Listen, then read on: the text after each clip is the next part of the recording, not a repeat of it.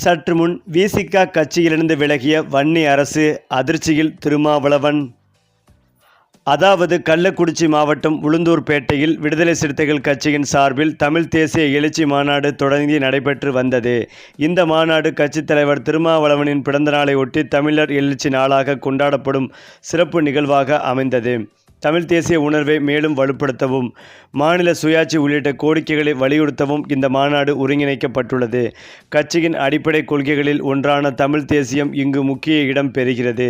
சாதி ஒழிப்பு, மகளிர் விடுதலை, பாட்டாளி வர்க்க விடுதலை, ஏகாதிபத்திய எதிர்ப்பு ஆகியவற்றுடன் தமிழ் தேசியத்தை இணைத்து கட்சி நீண்ட காலமாக முன்னெடுத்து வரும் போராட்டத்தின் தொடர்ச்சியாகவே இந்த மாநாடு பார்க்கப்படுகிறது. மாநாட்டு திடல் உளுந்தூர்பேட்டை நகர பகுதியில் பிரமாண்டமாக அமைக்கப்பட்டது. 50,000க்கும் மேற்பட்ட நாற்காலிகள் வரிசை வரியாக அமைக்கப்பட்டு ஆண் பெண் தனித்தனி அமரும் பகுதிகள் பிடிக்கப்பட்டன. தடுப்பு கம்பிகள், குடிநீர் வசதிகள், கழிவுநீர் வசதிகள் ஆகியவை முறையாக ஏற்பாடுகள் செய்யப்பட்டன. தொண்டர்களை தலைவர் நேரடியாக சந்திக்கும் வகையில் நீண்ட நடைபாதை மேடை அமைக்கப்பட்டது. வெயில் கடும் சூழலிலும் தொண்டர்கள் பெருந்திரளாக வந்து குழுமியிருந்தார்கள். சிலர் கையில் கிடைத்த பொருட்களை தலைக்கு மேல் பிடித்து கொண்டு வெயிலை தாங்கியபடி அமர்ந்திருந்தனர். பல்வேறு மாவட்டங்களிலிருந்து வந்த தொண்டர்கள், தமிழ் புலவர்கள், தமிழ் ஆர்வலர்கள், பல்வேறு தமிழ் அமைப்புகளின் பிரதிநிதிகள் ஆகியோர் மாநாட்டில் பங்கேற்றனர். பாதுகாப்பு பணியில் 5 மாவட்டங்களைச் சேர்ந்த சுமார் 1500 போலீசார் ஈடுபடுத்தப்பட்டனர். உளுந்தூர்பேட்டை நகரத்துள்ள அரசு மற்றும் தனியார் பள்ளிகளுக்கு இந்த நாளில் விடுமுறை அளிக்கப்பட்டது. இந்த மாநாட்டு திடலுக்கு விசிக தலைவர் திருமாவளவன் வருகை தந்தார்.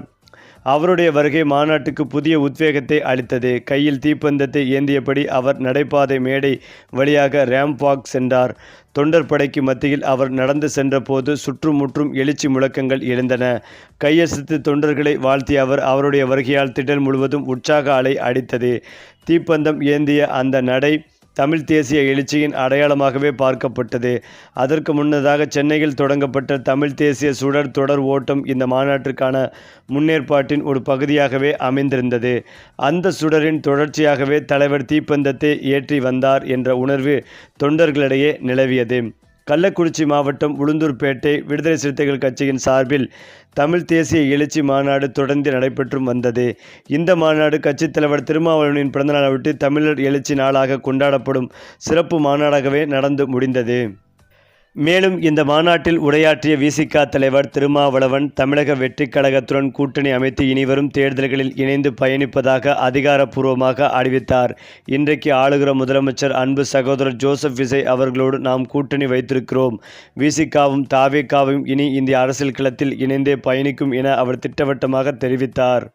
மேலும் சமூக நீதி, மாநில உரிமைகள் மற்றும் மக்கள் நலன் சார்ந்த கொள்கைகளின் அடிப்படையில் இந்த கூட்டணி வலுப்பெறும் என்றும் அவர் குறிப்பிட்டார். சகோதரத்துவ உறவு மாநாட்டில் தாவேகா தலைவர் ஜோசப் விஜய் அவர்களுடான நட்புறவையும் கூட்டணி குறித்து எடுக்கப்பட்ட முடிவையும் விரிவாக பேசிய திருமாவளவன் ஆளும் கட்சியாக வர வேண்டும். இத்தனை ஆண்டு காலம் ஆளுங்கட்சிகளோடு நாம் கூட்டணி வைத்தோம், இனி நாம் ஆளும் கட்சியோடு வர வேண்டும் என்று வலியுறுத்தினார். இந்த அறிவிப்பு தமிழக அரசியல் வட்டாரத்தில் பெரும் விவாதங்களை உருவாக்கி உள்ளது. இரு முக்கிய கட்சிகளின் கரங்கள் கோர்க்கப்பட்டுள்ள நிலையில் வரவிருக்கும் தேர்தல் களத்தில் இது எந்த மாதிரியான தாக்கத்தை ஏற்படுத்தும் என்பது குறித்த எதிர்பார்ப்பு அரசியல் விமர்சகர்கள் மத்தியில், பொதுமக்கள் மத்தியிலும் உச்சத்தை தொட்டுள்ளது.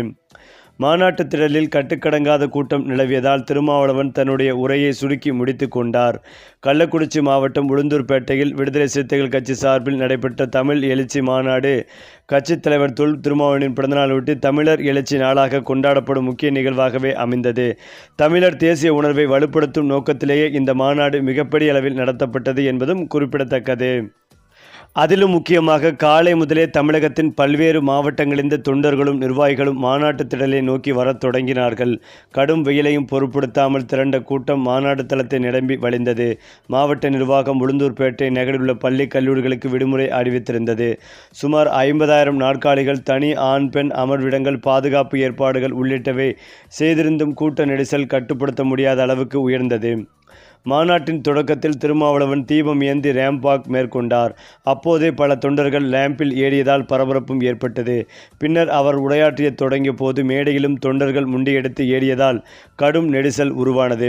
ஏற்பாட்டாளர்களால் கூட்டத்தை அடக்க முடியவில்லை. திருமாவளவன் கோபமடைந்து தொண்டர்களை கீழே அனுப்ப உத்தரவிட்டார். இருந்த போதிலும் நிலைமை சரியாகவில்லை. எனவே தன்னுடைய உரையை பாதியிலேயே முடித்து கொண்டார். அவர் பேசியதில் விடுதலை சிறுத்தைகள் கட்சி தமிழக அரசியல் தவிர்க்க முடியாத சக்தியாக வளர்ந்துள்ளதை இந்த மாநாடு உறுதிப்படுத்தியதாக குறிப்பிட்டார்.